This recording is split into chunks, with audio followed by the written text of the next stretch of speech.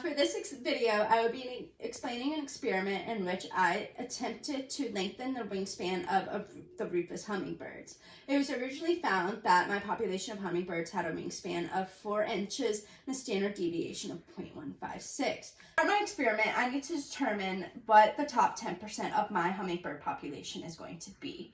And now to do this, I refer to the z-score table, and I found that the top 10% of my hummingbirds will be 1.282 standard deviations away from the mean. I've then multiplied this value by the standard deviation to get a value of approximately 0.2. I then added that to the mean to get a truncation point of 4.2, and so my selected population, the hummingbirds, will have a wingspan of greater than 4.2 inches.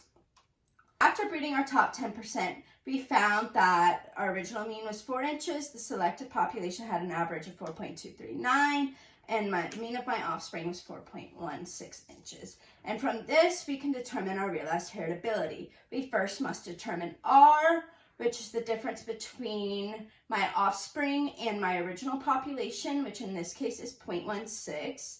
And then S we need to determine, and we get that from the average of our selected population and minus that by our original population's average, and we get 0.239 for our S value, and then we divide R over S to get our realized heritability, and we get a value of 0.67.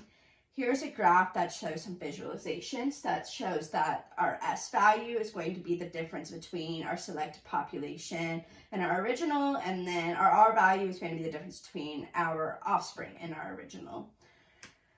Now, if we were to decide to mate two inbred lines, we would have a P1 and P2 generation, and these would produce an F1 generation, and then our F1 generation could intermate to produce an F2. In doing so, we found the following phenotypic variances. And with these variances, we can determine our broadsense heritability. Now, how would we do that? Well, first we need to determine our environmental variance, which we get from these top 3 values here. And then we would divide that by 3 because that would be their average. And thus our environmental variance is going to be 0.1504. Now next we must determine our genetic variance. Now our genetic variance is going to be the phenotypic variance of F2 subtracted by our environmental variance. And so there we get 0.83.